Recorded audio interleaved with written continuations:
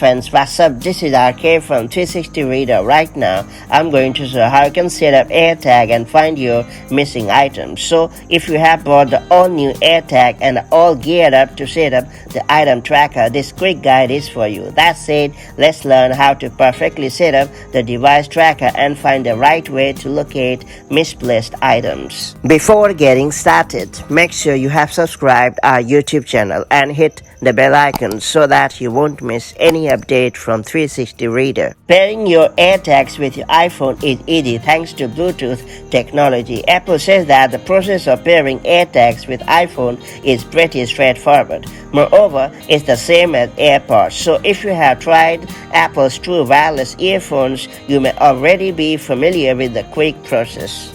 To get going, locate the Find My app on your iPhone or iPad. Next, go ahead and pair your AirTag with your iOS device. All you have to do is just bring the AirTag close to your device and it should connect. After that, follow the instructions to name your new item and then add your Apple ID. Once the AirTag has been paired, you should be able to see it under Items in the Find My app, where you will be able to see its current or last known location on a map. Next up, you can attach the AirTag to whatever item you would like to keep track of. For instance, you can attach AirTag to your keys, your phone, your bag, or anything. If the item you have misplaced is within Bluetooth range, you can use the Find My app to play a sound from the AirTag to help you find it.